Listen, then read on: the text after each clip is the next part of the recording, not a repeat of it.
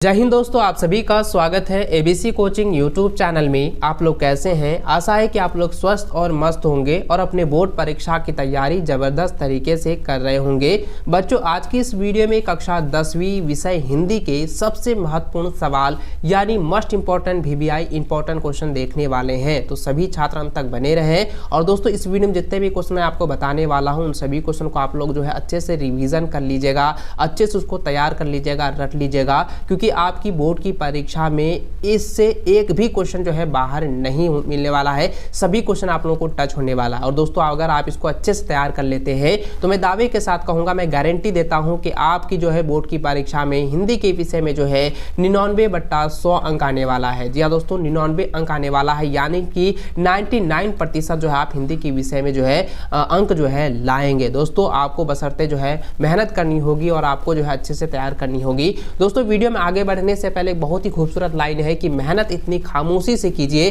कि सफलता शोर मचा दे। जी हाँ दोस्तों, मेहनत जो है आप लोगों को एकदम खामोशी से करना है, ताकि आपकी जो सफलता है, आपकी जो है बोर्ड एग्जाम का जो रिजल्ट है पूरी तरह से तहलका मचा दे, पूरी तरह से जो है शोर करने लगे। जी हाँ दोस्तों, और इस वीडियो को आप लोगों को जो है अंत तक देखना है। और इस वीडियो में जितने भी मैं क्वेश्चन आपको देने वाला हूँ उन सभी को आप लोगों को अच्छे से जो है एग्जाम से पहले रिविजन कर लेना है, अच्छे से उसको जो है बना लेना है, उसको अच्छे से जो है उसके सोल्यूशन को अच्छे से रट लेना है, क्योंकि इससे 100% जो है आपकी बोर्ड की परीक्षा में जो है क्वेश्चंस भिड़ने वाला है, आने वाला है। इससे एक भी क्वेश्चन जो है बाहर नहीं पूछा जाएगा। ठीक है, तो चलिए दोस्तों आगे बढ़ते हैं क्वेश्चन की ओर। तो इससे पहले आप हमारे चैनल पर नए हैं तो चैनल को सब्सक्राइब करने के साथ बेल आइकन को प्रेस करके ऑल पर सेलेक्ट कर लीजिए, ताकि आगे आने वाली वीडियो की नोटिफिकेशन आप सबों को मिल सके। तो चलिए दोस्तों आगे क्वेश्चन की ओर चलते हैं। देखिए, सबसे पहला क्वेश्चन आप हमारी स्क्रीन पर देखें तो यहाँ पे दोस्तों दिया गया है कि गोपियों द्वारा उद्धव को भाग्यवान कहने का क्या निहित है। देखिए, पहला चैप्टर जो है, जो आपका पहला चैप्टर जो कविता है उससे यहाँ पे क्वेश्चन दिया गया, और ये जो है गारंटी के साथ आने वाला है। इसको इसी से रिलेटेड क्वेश्चन भी पूछे जाएंगे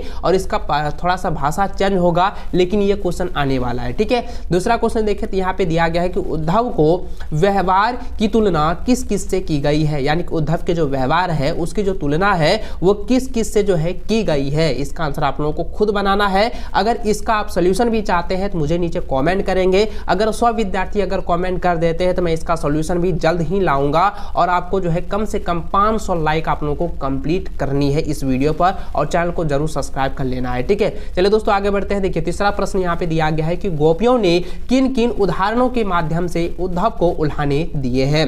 अगला सवाल है, गोपियों के अनुसार राजा का धर्म क्या होना चाहिए, यानी कि यहाँ पे गोपियों का जो कहना है। ठीक है, तो गोपियों का कहना है कि श्री कृष्ण जो राजा है उनका धर्म क्या होना चाहिए, क्योंकि श्री कृष्ण क्या है, गोपियों को छेड़ता था, गोपियों को ताड़ता था, निहारता था। तो उसमें क्या है कि गोपियों ने राजा को कहता है कि आपका जो धर्म जो है कुछ अलग है, कुछ अलग अन्य होना चाहिए, ना कि गोपियों को निहारना हो चाहिए, ना ही गोपियों को सताना होना चाहिए। ठीक है, तो यहाँ पे ये प्रश्न दिया गया कि गोपियों के अनुसार है वो राजा का धर्म जो है क्या होना चाहिए। इसको आप लोग अच्छे से सॉल्व करेंगे। अगला सवाल 5वां नंबर दिया गया है कि गोपियों ने उद्धव से योग की शिक्षा कैसे लोगों को देने की बात कही है। अगला क्वेश्चन है कि मर्यादा न लाही के माध्यम से कौन सी मर्यादा ना रहने की बात की जा रही है। अगला क्वेश्चन है, जिनके मन चक्री से आशय क्या है। यानी कि दोस्तों यह जो सवाल है काफी इंपॉर्टेंट है, VBI है, और ये छठा वाला जो क्वेश्चन देख रहे हैं यह जो है 2013 की बोर्ड की परीक्षा में पूछा गया था। फिर ये वाला जो क्वेश्चन है जो एक नंबर और 2 नंबर जो क्वेश्चन बताया था वो 2013, 2015 और 2018 में ये सवाल पूछा गया था। इसको आप लोग अच्छे से तैयार कर लेंगे। और इसी से रिलेटेड जो है दोस्तों आप लोगों को जो है मैं बता दूं कि 2021 की बोर्ड की परीक्षा में भी पूछा गया था। ठीक है, तो इसलिए आप लोग अच्छे से तैयार कर लेना, क्योंकि बहुत एनालिसिस करने के बाद जो है ये सभी क्वेश्चन को मैंने तैयार किया है, और आपकी बोर्ड की परीक्षा में 100% जो है लड़ने वाला है, भिड़ने वाला है। ठीक है, चलिए आगे बढ़ते हैं। देखिए 7वां नंबर क्वेश्चन देखिए, तो यहाँ पे 7वां नंबर मैंने बता दिया कि जिनके मन चक्री से क्या आशय है। ठीक है, तो इसको आप लोग अच्छे से क्लियर कर लेंगे। अगला सवाल 8वां नंबर है कि गोपियों ने उद्धव को भाग्यशाली क्यों कहा है, क्या वो वास्तव में भाग्यशाली है। तो ये काफी इंपॉर्टेंट है, इसको आप लोग अच्छे से तैयार कर लेना। अगला सवाल है कि कृष्ण के प्रति अपने अन्य प्रेम को गोपियों ने किस प्रकार अभिव्यक्त किया है। अगला क्वेश्चन है कि परशुराम के क्रोध करने पर श्री राम ने उससे क्या कहा। यानी दोस्तों परशुराम जो है किस प्रकार से जो क्रोधित हुआ था और उसको शांत करने के लिए श्री राम ने जो है उसे क्या कहा था। ठीक है, आपको पता होगा कि श्री राम के द्वारा जो है धनुष टूट गया था, परशुराम पूरी तरह से क्रोधित हो गया था और श्री राम ने उसको किस वचनों से जो है उसको शांत कराया, क्या कहा था, वो आपको यहाँ पे बताना है। ठीक है, चलिए अगला क्वेश्चन देखिए 11 नंबर यहाँ पे दिया गया है कि परशुराम के क्रोध करने पर जो है लक्ष्मण ने धनुष के टूट जाने पर कौन कौन से तर्क दिए हैं। अगला सवाल है कि साहस और शक्ति के साथ विनम्रता हो तो बेहतर है, इस कथन पर अपने विचार लिखें। ये क्वेश्चन जो है ना काफ़ी बार पूछा गया है और काफ़ी VVI है, इंपॉर्टेंट है, ये कह सकते हैं कि बहुत इंपॉर्टेंट है, बहुत ही महत्वपूर्ण सवाल आप लोगों को मैं बता रहा हूँ। ठीक है, अगला देखिए 13 नंबर सवाल दिया गया है कि लक्ष्मण ने वीर योद्धा की क्या क्या विशेषताएं बताई है। अगला सवाल देखिए 14 नंबर दिया है कि भाव स्पष्ट कीजिए। तो यहाँ पे देख सकते हैं दोस्तों, यहाँ पे जो है कुछ दोहा दिया गया है, इसको आप लोग अच्छे से पढ़ना है। देखिए दोहा है कि बिहसी लखनऊ बोले मृदु बानी, अहो मिनसु महाभट नानी, पुनी पुनी मोह देखाव कुठारू, चहत उड़ावन फूफी पहाड़ू। तो इसको आप लोग जो है ना भाव स्पष्ट कर लेना, क्योंकि यह जो है आपको सबसे पहले लिखेंगे कि प्रस्तुत पंक्ति जो है किस पाठ से है, इसकी रचनाकार कौन है, उसके बाद इसका भाव को जो है यहाँ पे बता देना कि ये इस पंक्ति के अनुसार क्या कहा जा रहा है। ठीक है, इस प्रकार से आपको आंसर बनाने हैं। अगला सवाल 15 नंबर दिया गया है कि चांदनी रात की सुंदरता को कवि ने किन किन रूपों में देखा है। ठीक है, इसको अच्छे से आप लोग कर लेना। अगला सवाल दिया गया है कि पठित कविताओं के आधार पर कवि देव को व्यक्तिगत विशेषताएं बताइए। यानी कि पठित कविताओं के आधार पर जो है कवि देव की जो है काव्यगत, ठीक है, काव्यगत विशेषताओं को आप लोगों को बताना है। अगला सवाल 17 नंबर दिया गया है कि प्रात ही जगावत गुलाब चटकारी दय, इस पंक्ति का भाव स्पष्ट कीजिए। अगला सवाल 18 नंबर कि कवि आत्मकथा लिखने से क्यों बचना चाहता है। ये काफ़ी इंपॉर्टेंट है, इसको आप लोग अच्छे से कर लेंगे। ठीक है, अगला सवाल देखिए काफ़ी VVI सवाल है, जो कि 2013, 15, 17, 18, 21 में सवाल ये पूछा गया है और उम्मीद है कि इस बार भी पूछा जाएगा। देखिए ये सवाल 19 नंबर यहाँ पे दिया गया है कि उज्जवल गाथा कैसे गाऊं मधुर चांदनी रातों की, कथन के माध्यम से कवि क्या कहना चाहता है। अगला सवाल 20 नंबर है कि कवि ने जो सुख का सपना देखा था उसे कविता में किस रूप में अभिव्यक्त किया है। अगला सवाल 21 नंबर की ओर चलें तो यहाँ पे देखिए दिया गया है कि कवि बादल से फुहार रिमझिम या बरसने के स्थान पर गरजने के लिए कहता है क्यों। ये काफ़ी VVI है, इसको आप लोग अच्छे से कर लीजिएगा और जितने भी क्वेश्चन है ना मैं सभी का जो है सोल्यूशन भी जल्द ही देने वाला हूं, सभी का आंसर भी जल्द ही वीडियो आने वाली है, इसलिए चैनल को अभी के अभी सब्सक्राइब कर लीजिएगा और वीडियो को एक लाइक भी करते जाएंगे। मैंने जिस तरीके से आपको बताया है कि 500 लाइक होनी चाहिए, तो आपको 500 लाइक आपको कंप्लीट हर हाल में करनी है। ठीक है, चलिए आगे बढ़ते हैं। 22 नंबर क्वेश्चन देखिए, लिखा है कि कविता में बादल किन किन अर्थों की ओर संकेत करता है। अगला सवाल 23 नंबर है कि कविता के माध्यम से कवि क्या कहना चाहता है अथवा कवि बादल को गरजने के लिए क्यों कह रहा है। ये काफी VVI है। अगला सवाल है कि कवि यानी कि कवि जो है बादल को क्या घेरने के लिए कह रहा है। तो यहाँ पे देखिए दोस्तों थोड़ा सा मिस्टेक हुआ है, तो यहाँ पे हो जाएगा कवि। ठीक है, याद रखेंगे कवि बादल को क्या घेरने के लिए कह रहा है और क्यों कह रहा है, ये काफी इंपॉर्टेंट है। अगला सवाल 25 नंबर है कि कवि बादल के सौंदर्य का वर्णन किस प्रकार करता है। कवि जो है बादल की जो सुंदरता है, बादल की जो सौंदर्य है, सुंदर दृश्य है, उसका वर्णन जो है किस प्रकार से वो कर रहा है, किस प्रकार से वो करता है। ठीक है, अगला सवाल 26 नंबर है कि ललित काले घुंघराले बालों की कल्पना किसके लिए जो है की गई है। यानी कि बादल की जो पूरी तरह से जो घेरावट है या घुंघराले हैं, तो बादल को देखते हुए उसके काले काले घुंघराले बालों की कल्पना की है और इसकी जो है किससे तुलना किया और किस के लिए जो है की गई है, इसका आंसर आपको बताना है। ठीक है, अगला सवाल है कि कविता का शीर्षक उत्साह क्यों रखा गया है। तो ये काफी इंपॉर्टेंट है, इसको आप पीछे से आप लोग करेंगे। अगला सवाल है कि उत्साह कविता का संदेश क्या है। अगला प्रश्न है कि कवि की आंख फागुन की सुंदरता से क्यों नहीं हट रही है। अगला सवाल 30 नंबर कि फागुन में ऐसा क्या होता है जो बाकी ऋतुओं से भिन्न होता है। ये काफी VVI सवाल है। अगला सवाल है कि इन कविताओं के आधार पर निराला के काव्य शिल्प की विशेषताएं लिखिए। ठीक है, 31 नंबर काफी इंपॉर्टेंट है। 32 नंबर क्वेश्चन देखें तो यहाँ पे दिया गया है, 32 नंबर क्वेश्चन है कि अट नहीं रही है कविता में कवि ने प्रकृति की व्यापकता का वर्णन किन रूपों में किया है। 33 नंबर प्रश्न है कि दंतुरित मुस्कान किसे कहा गया है। ये काफ़ी VBI है और इस चैप्टर से सभी क्वेश्चन को आप लोग को अच्छे से तैयार कर लेना है, अच्छे से उसको जो है बना लेना है, क्योंकि इससे 100% क्वेश्चन आ रहा है। ठीक है, और आने वाला है। अगला सवाल 34 नंबर देखें, दिया गया है कि बच्चों की दंतुरित मुस्कान का कवि के मन पर क्या प्रभाव पड़ता है। अगला प्रश्न है कि बच्चों की मुस्कान, ठीक है, बच्चों की मुस्कान और बड़े व्यक्ति की मुस्कान में क्या अंतर है। अगला प्रश्न 36 नंबर है कि बच्चों की मुस्कान मृतक में भी जान कैसे डाल देती है।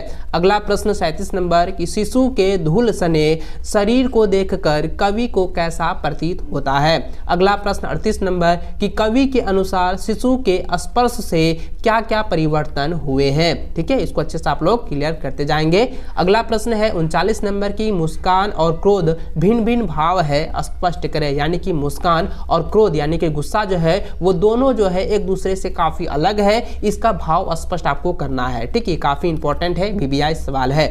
अगला सवाल 40 नंबर है कि कवि नागार्जुन ने बच्चों की मुस्कान के सौंदर्य को किन किन बिंदुओं के माध्यम से व्यक्त किया है। अगला प्रश्न 41 नंबर है कि कवि के अनुसार फसल क्या है। तो कवि के अनुसार जो है फसल क्या है ये आपको बताना है।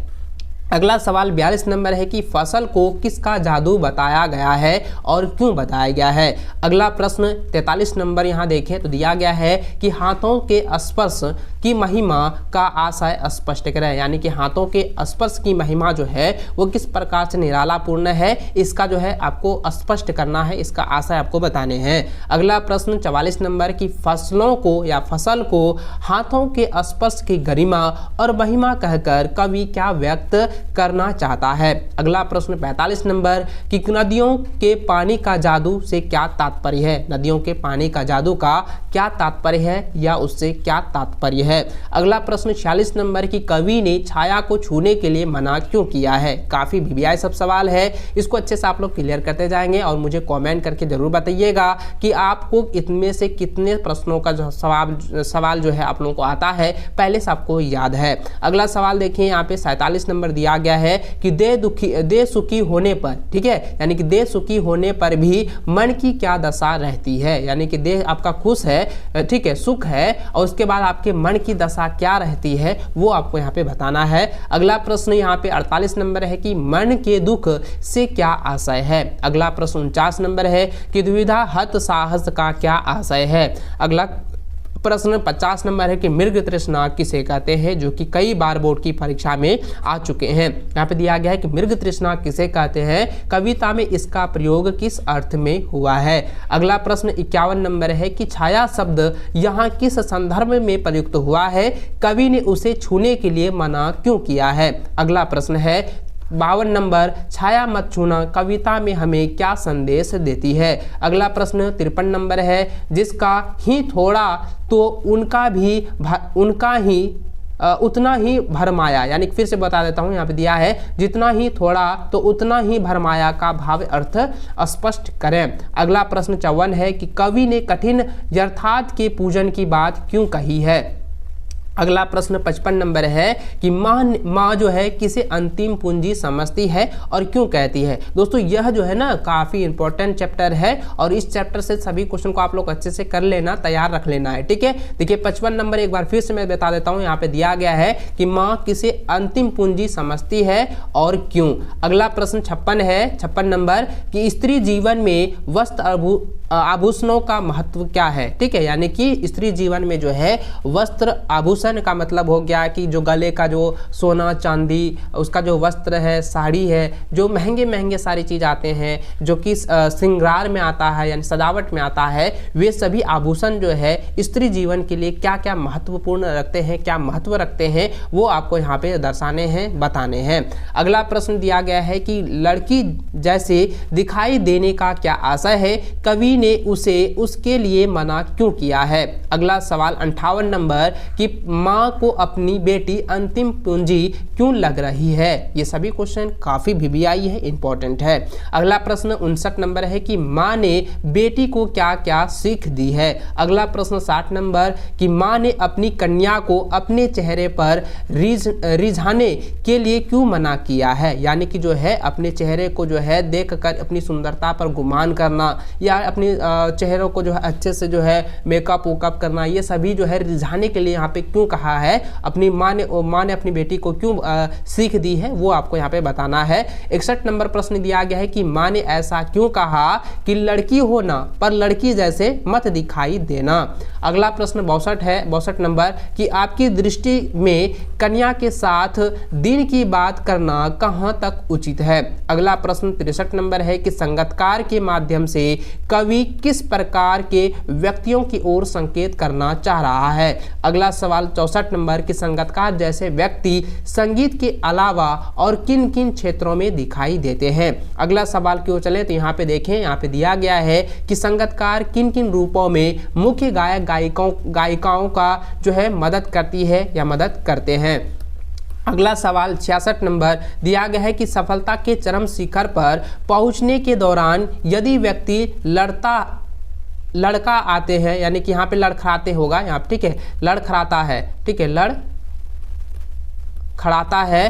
है लड़खड़ाता है तो तब उसे सहयोगी किस तरह संभालते हैं। ठीक है, यहाँ पे थोड़ा सा जो है मिस्टेक हुआ है, यहाँ पे एक बार फिर से मैं क्वेश्चन बता देता हूँ। देखिए क्वेश्चन इस प्रकार है कि सफलता के चरम शिखर पर पहुँचने के दौरान यदि व्यक्ति लड़खड़ाता है तब उसे सहयोगी जो है किस प्रकार से संभालते हैं, किस तरह से संभालते हैं। ठीक है, यहाँ तक समझ गए। अगला प्रश्न यहाँ देखें दिया गया है कि किसी भी क्षेत्र में प्रसिद्धि पाने वाले लोगों को अनेक लोग जो है तरह तरह से अपना योगदान देते हैं। कोई एक उदाहरण देकर इस कथन पर अपने विचार लिखिए। अगला सवाल 68 नंबर दिया गया है कि आपके विचार से भोलानाथ अपने साथियों को देखकर सिसकना क्यों भूल जाता है। अगला प्रश्न 69 नंबर है दिया गया है कि बच्चे माता पिता के प्रति अपने प्रेम को कैसे अभिव्यक्त करते हैं। अगला सवाल 70 नंबर देखें तो यहाँ पे दिया गया है कि माता बापूजी को क्या उल्हाना देते हुए बच्चों को क्या कहकर खिलाती थी। अगला प्रश्न 71 नंबर दिया है कि भोलानाथ और उसके साथियों के खेल और खेलने की सामग्री आपके खेल और खेलने की सामग्री से किस प्रकार भिन्न है। यानी दोस्तों मैं बता दूं कि आज के समय में और आधुनिक समय में जो है काफ़ी अंतर था और काफ़ी अंतर खेल की सामग्री में था। पहले जो है मिट्टी के बनाए गए गुड़ियों से खेला करते थे, कपड़ा से बनाकर जो है गुड़ियों को बनाकर खेला करते थे, यानी कि कई प्रकार के जो है खेल होते थे। लेकिन आज के आधुनिक समय में दोस्तों आप बता दूं वर्तमान के समय में हम लोग जो है मोबाइल से गेम खेलते हैं, डिजिटल के माध्यम से जो है खेला करते हैं, जो कि एक दूसरे से दूर होने के बावजूद भी हम उसके संपर्क में रहकर अपना गेम को खेलते हैं, अपना खेल खेलते हैं। तो इस आज की दुनिया में और जो बीत गए हैं आधुनिक समय में और वर्तमान समय में जो खेल की सामग्री है उसको लेकर यहाँ पे क्या भिन्नताएं हैं उसको बताना है। लेकिन यहाँ पे प्रश्न ये क्या है कि भोलानाथ और उसके साथियों के खेल और खेलने की सामग्री और आपके खेल और आपके खेलने की सामग्री में किस प्रकार से भिन्न है, ये आपको यहाँ पे प्रश्न बताना है। ठीक है, चलिए अगला सवाल 72 नंबर देखें तो यहाँ दिया गया है कि सरकारी तंत्र में जॉर्ज पंचम की नाक लगाने को लेकर जो चिंता और बदहवासी दिखाई देती है वह उनकी किस मानसिकता को दर्शाती है।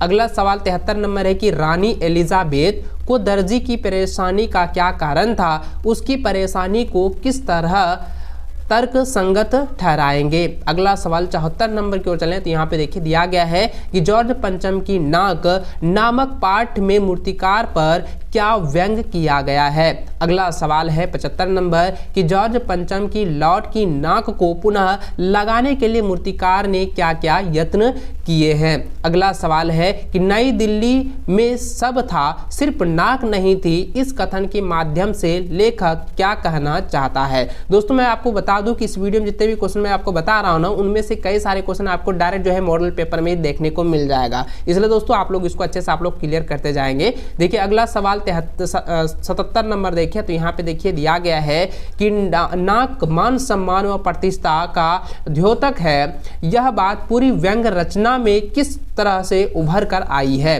अगला सवाल है कि अखबारों में जिंदा नाक लगाने की खबर को किस तरह से प्रस्तुत किया है। इस सवाल को आप लोग अच्छे से पहले ही क्लियर कर लीजिएगा क्योंकि इस बार आने का पूरा चांस है। अगला सवाल देखिए लिखा है कि झिलमिलाते सितारों की रोशनी में नहाया गंतोक लेखिका को किस तरह सम्मोहित कर रहा था।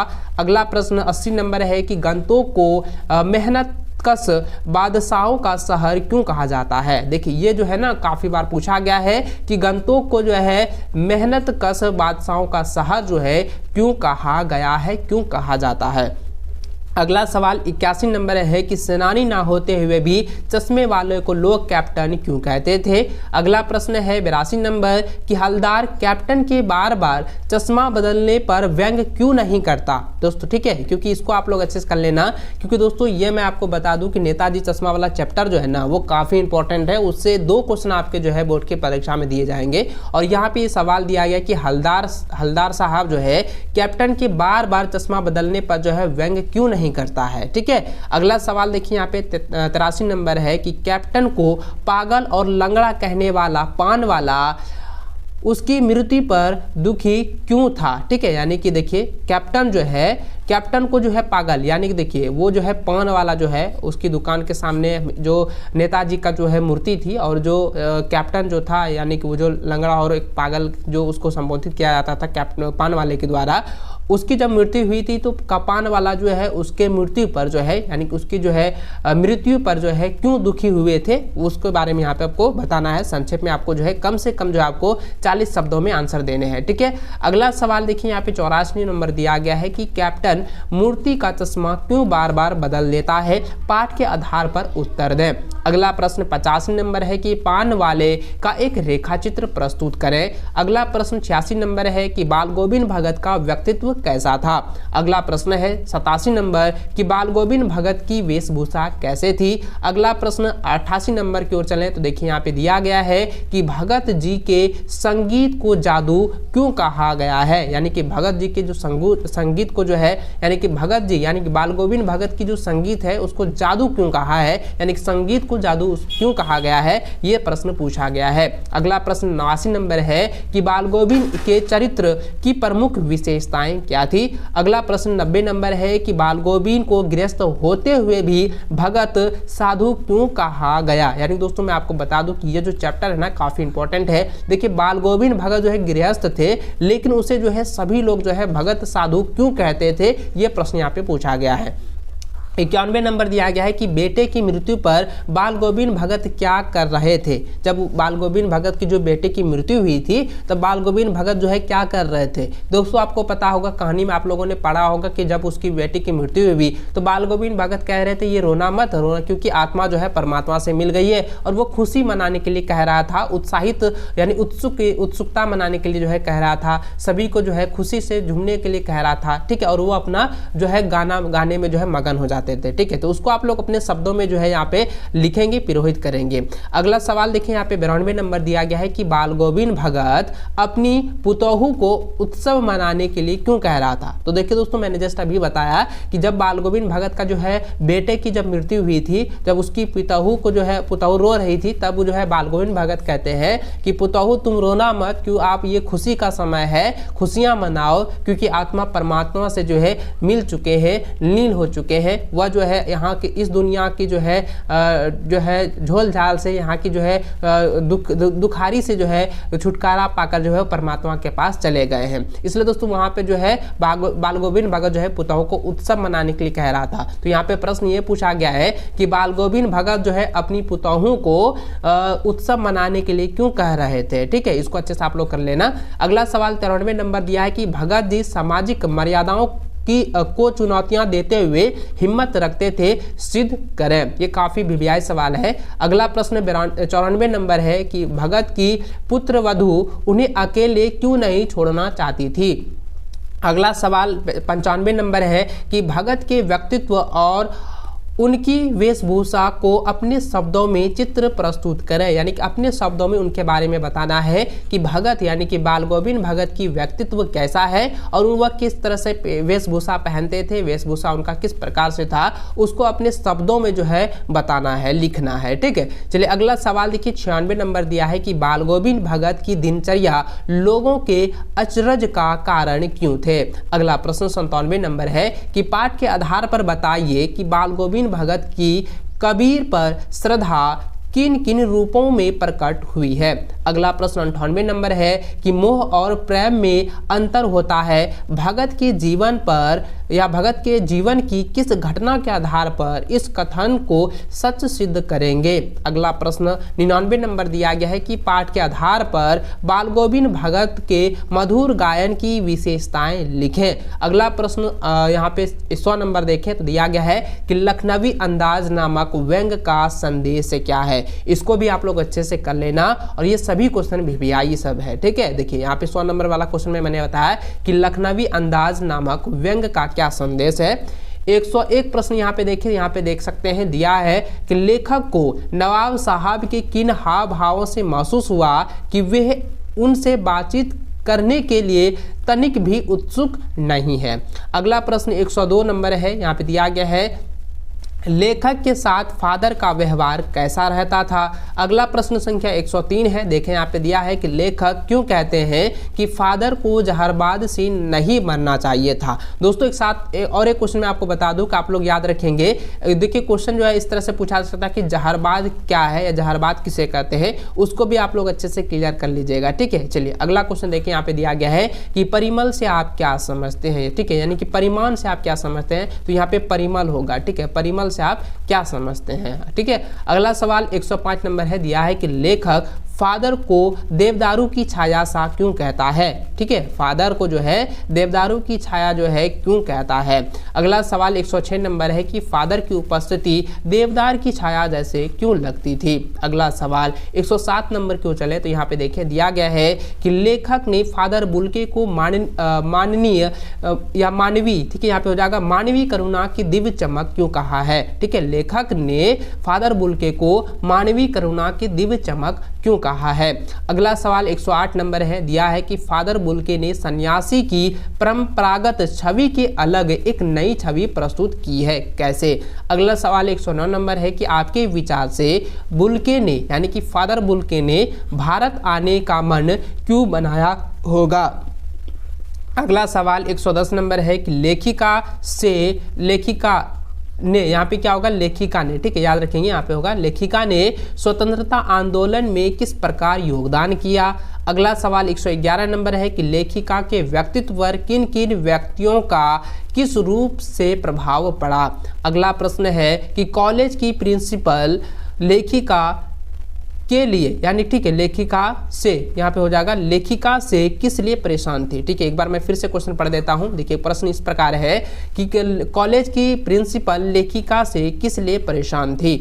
अगला सवाल 113 नंबर दिया गया है कि इन आत्मकथ्य में लेखिका के पिता ने रसोई को भटियार खाना कहकर क्यों संबोधित किया है। अगला प्रश्न दिया है कि इस पाठ के माध्यम से लेखिका क्या बताना चाह रही है। अगला प्रश्न 115 नंबर दिया है कि तब की शिक्षा प्रणाली और अब की शिक्षा प्रणाली में क्या अंतर है, स्पष्ट करें। अगला सवाल 116 नंबर है कि कुछ पुरातन पंथी लोग स्त्रियों की शिक्षा के विरोधी थे, द्विवेदी जी ने क्या तर्क देकर स्त्री शिक्षा का जो है समर्थन किया है। ठीक है, यानी दोस्तों आपको पता होगा कि आधुनिक समय में जो है कुछ पुरातन पंथी के जो लोग हैं वो स्त्री शिक्षा के जो है काफ़ी विरोधी थे और द्विवेदी जी ने जो है उसको क्या क्या तर्क देकर जो है स्त्री शिक्षा का जो है समर्थन किया है, किस तरह स्त्री शिक्षा का उन्होंने बढ़ावा दिया है, उसके बारे में आपको अच्छे से संक्षेप में बताना है। ठीक है, अगला सवाल 117 नंबर देखें तो यहाँ पे दिया गया है कि शहनाई को दुनिया में डुमरांव को क्यों याद किया जाता है। ठीक है, शहनाई की दुनिया में डुमरांव को जो है क्यों याद किया जाता है, ये काफ़ी वीवीआई है, बहुत इंपॉर्टेंट सवाल है। इसको आप लोग अच्छे से जो है याद कर लीजिएगा, इसको अच्छे से आप लोग क्लियर कर लीजिएगा। अगला सवाल देखिए दिया गया है 118 नंबर कि बिस्मिल्लाह खां को शहनाई की मंगल ध्वनि का नायक क्यों कहा गया है। अगला सवाल 119 नंबर है कि काशी में हो रहे कौन से परिवर्तन बिस्मिल्लाह खां को व्यथित करते थे। अगला सवाल 120 नंबर है कि मुहर्रम से बिस्मिल्लाह खां के जुड़ाव को अपने शब्दों में लिखें। अगला सवाल है कि बिस्मिल्लाह खां के अन्य उपासक थे, ठीक है, याद रखेंगे बिस्मिल्लाह खां के अन्य उपासक थे, तर्क सहित उत्तर दें। अगला प्रश्न है कि नौबत खाने में इबादत पाठ का संदेश क्या है। दोस्तों मैं आपको बता दूं कि इस वीडियो में जितने भी प्रश्न आप लोगों को बताए हैं वो सभी प्रश्न जो है आप लोगों को 100% जो है तैयार कर लेना है, क्योंकि दोस्तों आपकी जो बोर्ड की एग्जाम्स होगी, बोर्ड की जो परीक्षा होगी, उसको आप लोग अच्छे से जो है तैयार कर लीजिएगा, क्योंकि उसमें जो है ना 100% जो है इसी से प्रश्न पूछा जाएगा। इससे एक भी प्रश्न मैं दावे के साथ कहूंगा कि इस वीडियो में जितने भी क्वेश्चन बताए हैं उसमें से एक भी प्रश्न आपको बाहर नहीं दिया जाएगा, इसी से सभी क्वेश्चन आपको मिलेगा, ये गारंटी के साथ कहूंगा।